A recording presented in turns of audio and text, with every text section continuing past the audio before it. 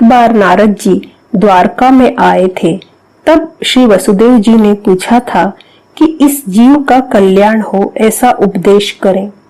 नारद जी ने कहा कि यही प्रश्न एक बार नव योगियों ने राजा जनक से भी पूछा था। तब कवि नाम के योगी ने जो उपदेश किया था वो कथा मैं आपको सुनाता हूँ।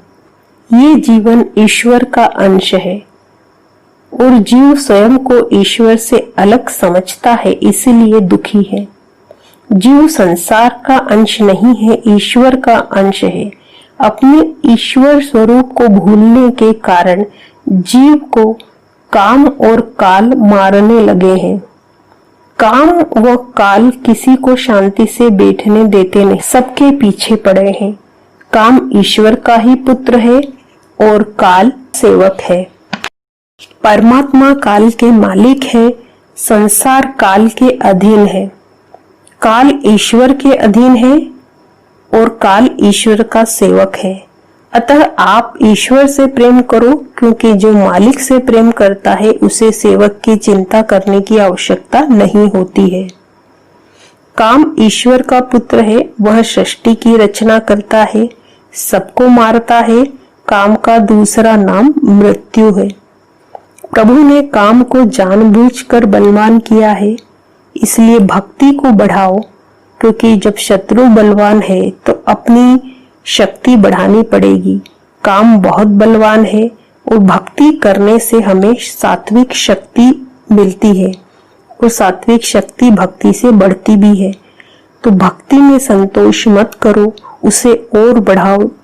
भोजन में संतोष करो, भोग में संतोष करो, संपत्तियों में संतोष करो, पर भक्ति में लोभ करो। अर्थात भक्ति में ज्यादा से ज्यादा समय और शक्ति लगाओ। जिसे भक्ति में संतोष होता है उसकी भक्ति कच्ची है। मैं भगवान का अंश हूँ, मुझे ईश्वर के चरण में जाना है।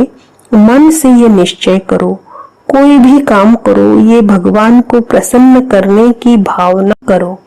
काम तो करना ही पड़ेगा, क्योंकि व्यवहार को छोड़ा नहीं जा सकता। व्यवहार को भक्तिमय बनाओ। ईश्वर के लिए किया गया व्यवहार भक्ति है। व्यवहार के पीछे शुद्ध भाव रखो। भक्ति केवल मंदिर में ही होती है ऐसा नहीं है। कोई भी काम जो भगवान के लिए ही किया हो, चाहे वो सब्जी लेने जाना हो, रसोई बनाना हो, तो वो भी भक्ति ही है। यदि भगवान के लिए कर रहे हैं तो घर के लोगों के लिए भोजन बनाएं तो वो व्यवहार कहलाएगा। सिर्फ अपने लिए बनाकर खाना खाएंगे तो वो पाप कहलाएगा। लेकिन जब ईश्वर के लिए आप रसोई करेंगे तो वो भक्ति ही होगी। ईश्वर को ध्यान में रखते हुए सारे कार्य करो। रसोई भी माँ अन्नपूर्णा का मंदिर है, उसे पवित्र रखो। अन्न दोष और जल दोष मन को बहुत बिगाड़ते हैं, भक्ति में विघ्न पैदा करते हैं। हर कोई आपके अन्न को देखे तो वो दृष्टि दोष लगता है, इसलिए सावधान रहो। ईश्वर का स्मरण करते हुए ही रसोई करो। अन्य घर का काम भी करोगे तो वो ईश्वर का ध्यान करते हुए ही करोगे, तो यह व्यवहार भक्तिमय व्यवहार होगा। आपको जब तक छोटी से छोटी वस्तु की आवश्यकता होती है तब तक आपको संसार में व्यवहार करना ही पड़ेगा।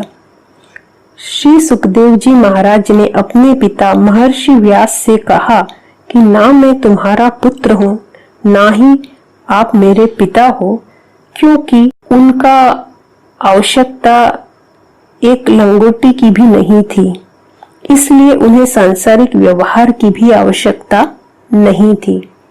जिसके मन में कोई अपेक्षा है उसे व्यवहार करना ही पड़ता है।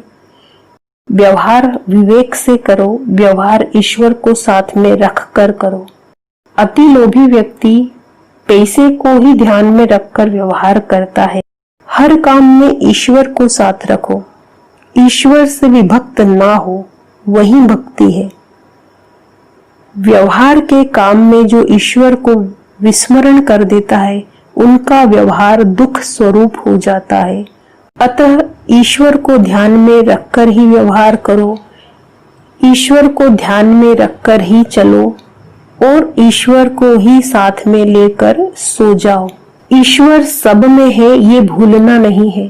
कार्य करने का अधिकार जीव को दिया है, पर उस कर्म का फल कब देना है और कितना देना है ये भगवान ही तय करते हैं। इसलिए फल का विचार छोड़ दो।